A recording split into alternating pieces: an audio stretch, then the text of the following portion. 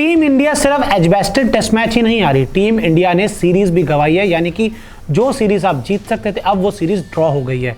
तो इसके बाद हमने इस मैच का एनालाइज किया और ये निकाला कि भारत की हार के 5 मुजरिम कौन है जिनकी वजह से टीम इंडिया को एजबेस्टन टेस्ट में हार मिली। देखिए हमारे तो 5 मुजरिम हमने ढूंढ लिए हैं, आपके हिसाब से वो कौन मुजरिम है आप भी बताइएगा, आपके हिसाब से कौन वो 5 खिलाड़ी हैं जिनकी वजह से टीम इंडिया मुकाबला आ रही।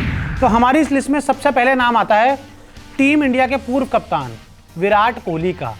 लगभग 2 से 3 साल हो चुके हैं उनके टेस्ट मैच में कोई बड़ी पारी नहीं, टेस्ट मैच छोड़िए इंटरनेशनल क्रिकेट में कोई बड़ी पारी नहीं आई। और इस एजबेस्टन टेस्ट की पहली पारी में विराट ने बनाए 11 रन और दूसरी पारी में बनाए 20 रन, यानी कि टोटल 31 रन विराट कोहली ने इन 2 पारियों में बनाए। मतलब जॉनी बेस्टो को तो जाके साहब बोल रहे थे कि स्टैंड अप एंड बैट, कि खड़े हो जाओ और अच्छे से बैटिंग करो। सर आपको भी बैटिंग करनी थी, आपको एग्रेशन बाद में दिखाना होता है, पहले बल्ले से आपको रन बनाने होते हैं और आपने बल्ले से रन कितने बनाए 11 और 20। तो ये विराट कोहली के रन थे, इसलिए विराट को हमने इस हार का जो मुजरिम नंबर 1 है विराट को माना है। नंबर 2 पर हनुमा विहारी, नंबर 3 पर इनको भेज दिया गया। इनका प्रमोशन किस हिसाब से हुआ, क्यों हुआ मुझे नहीं समझ आता, क्यों हनुमा विहारी नंबर 3 पर ऑटोमेटिकली आ जाते हैं जब चेतेश्वर पुजारा की वो जगह फिक्स थी।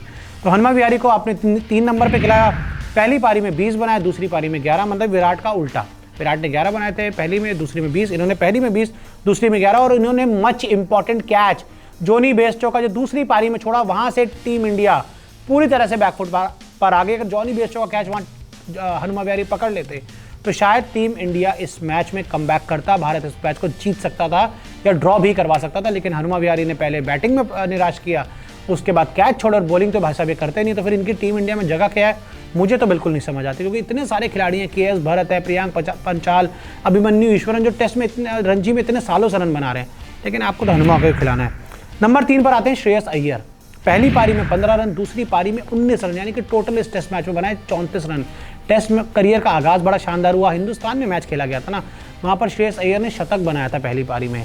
लेकिन रियल टेस्ट तो इंग्लैंड में होता है ना, सेना कंट्रीज़ में होता है, और ये क्लियर हो चुका है कि श्रेयस अय्यर को शॉर्ट बॉल खेलने में दिक्कत नहीं, महा दिक्कत आती है, वो कहते हैं ना महा दिक्कत।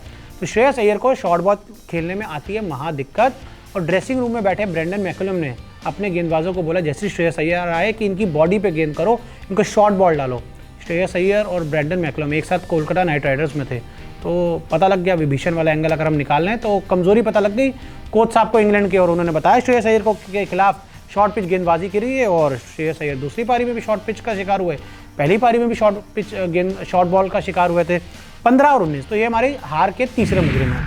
नंबर 4 पर मोहम्मद सिराज, पहली पारी में अच्छी गेंदबाजी की, लेकिन दूसरी पारी में इन्होंने क्या किया, चौथे दिन 10 ओवर गेंदबाजी की और इन भाई साहब ने लुटा दिए 64 रन।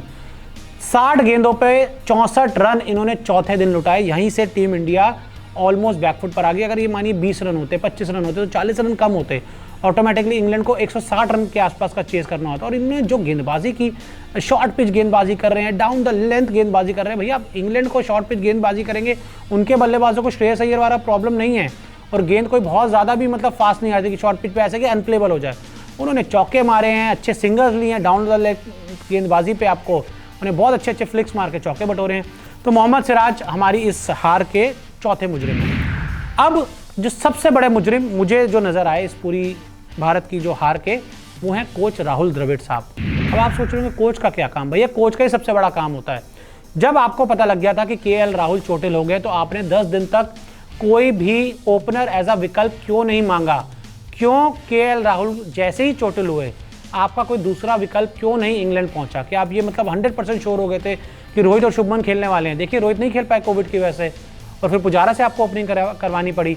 मयंक अग्रवाल 2-3 दिन पहले आए, वो प्रैक्टिस उनको ज़्यादा मिली नहीं, वो प्रैक्टिस मैच भी नहीं खेले और पूरी तरह से तैयार भी नहीं हो पाए। तो कोच साहब राहुल द्रविड़ का नाम बहुत है, बहुत बड़ी बड़ी उनके बारे में बातें होती हैं, लेकिन जब से वो टीम इंडिया के कोच बने हैं ना, सॉरी टू से, जो रवि शास्त्री वाली कोचिंग थी ना, इंडियन टीम उसमें ऊपर जा रही थी। इस कोचिंग में टीम इंडिया मुझे लग रहा है नीचे आ रही है। अफ्रीका में इनकी कोचिंग में अब टेस्ट सीरीज आ रहे हैं, और अब यहाँ पर आप हार गए हैं एजबेस्टन टेस्ट मैच, जो राहुल द्रविड़ को शायद ये भूल गए थे कि विकल्प भी मांगना होता है। शायद कोच का काम होता है कि बताना मैनेजमेंट को, चयन करता हूँ कि हमें एक विकल्प भेज दीजिए। तो ये हमारी हार के हिंदुस्तान की हार के 5 मुजरिम हैं। अब आप भी बता दीजिए आपके हिसाब से वो हार के 5 मुजरिम कौन है, तो देखते हैं कि हमारी और आपकी जो सोच है वो कितनी मैच करती है।